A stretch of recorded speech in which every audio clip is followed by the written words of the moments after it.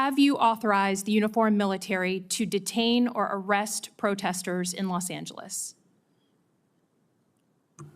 Senator, I would just start by saying you're not a protester if you're throwing concrete 100%. at law Arrest those enforcement people. officers. Throw them in the jail. 100%. But what you're doing is something different. Everyone knows this is a political decision, right? So we don't trust that you're using the best interests of the military, certainly, and of democracy on top of that. So have you given the order? That's all I want to know. It's not theoretical.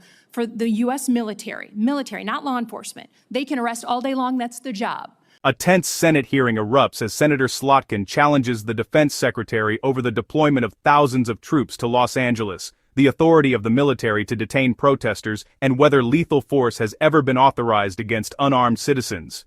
The exchange raises serious constitutional questions about the role of the military in domestic affairs, political influence, and the future of American democracy.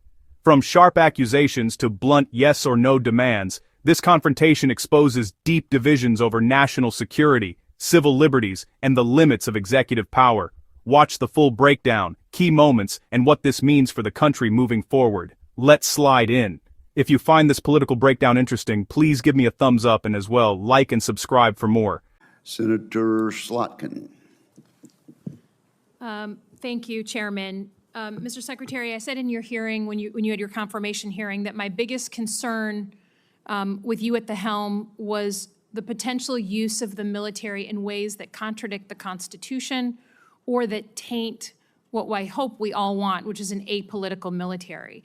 And when I asked you about whether you would accept an order that was actually given to your predecessor, Secretary Esper, Trump's SecDef, to deploy active duty troops against unarmed protesters and to, in Secretary Esper's words, shoot at them, shoot at their legs. You said this was all theoretical. Here we are, a few months later, you've deployed 4,700 troops to Los Angeles and against the wishes of the governor. And my colleague across the aisle was right. It is the first time since 1965 that we have deployed Guard troops without the permission of the governor. In all the instances he laid out, the president had sent in the military to protect protesters, not against the protesters. So you may dismiss it, but I feel like this is a fundamental issue of American democracy. If you love your country and you want an apolitical military, then it should be the last resort, not the first resort in our country to use them. So to get to the non-theoretical, have you authorized the uniformed military to detain or arrest protesters in Los Angeles? Senator, I would just start by saying you're not a protester if you're throwing concrete 100%. at law Arrest those enforcement people. officers. Throw them in the jail. 100%. But what you're doing is something different. Everyone knows this is a political decision, right? So we don't trust that you're using the best interests of the military, certainly, and of democracy on top of that. So have you given the order? That's all I want to know. It's not theoretical. For the U.S. military, not law enforcement. They can arrest all day long. That's their job. Do they have the ability, the uniformed military, to arrest and detain protesters currently today? It's a yes or no thing, authority. It's sort of amusing the extent to which the speculation is out there. These troops are given very clear orders. Then what is the order? Then list it out for us. Be a man, list it out. Did you authorize them to detain or arrest? That is a fundamental issue of democracy. I'm not trying to be a snot here. I'm just trying to get the actual, did you authorize them to do that? All of these orders and what they're sent there to do are public. They are there so say it. So say it. Yes or no? I'd like to. Please, yes or no? As I've said time and time again through interruption, they're there to protect law enforcement, do they have ICE the ability officers to arrest? who are trying to do their job, deporting illegals who were allowed in by the previous administration. So they cannot arrest and detain citizens of the United States, the uniformed military. As we've stated, if necessary, in their own self-defense, they could temporarily detain and hand over to ICE. But there's no arresting going on. And you know this better than you're trying to play political games. There's no arresting of U.S. personnel. Of the U.S. military against members of the protest. Have you authorized U.S. military cyber tools to investigate people participating in these protests? Yes or no?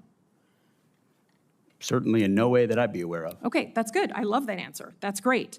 Have you given the order to be able to shoot at unarmed protesters in any way? I'm just asking the question. Don't laugh. Like the whole country. And by the way, my colleagues across the aisle. What is that based on? What evidence would you have that an order like that has ever been given? Giving that order to your predecessor, to a Republican Secretary of Defense, who I give a lot of credit to because he didn't accept the order. He had more guts and balls than you because he said, I'm not going to send in the uniformed military to do something that I know in my gut isn't right. He was asked to shoot at their legs. He wrote that in his book. That's not hearsay.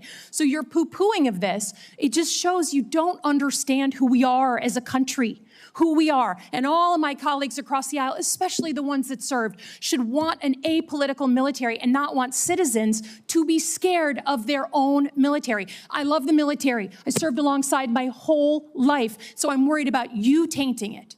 Have you given the order? Have you given the order that they can use lethal force against honor? I want the answer to be no. Please tell me it's no. Have you given the order? Senator, I'd be careful what you read in books and believing it, except for the Bible. Oh, my God. So your former predecessor, I guess that's not enough for you. Okay, on Iran.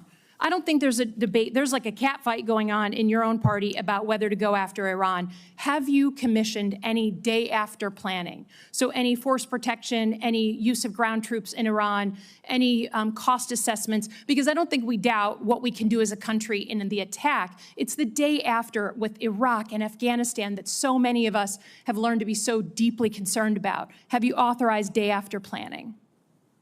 As I've said, we have plans for everything, Senator. Okay.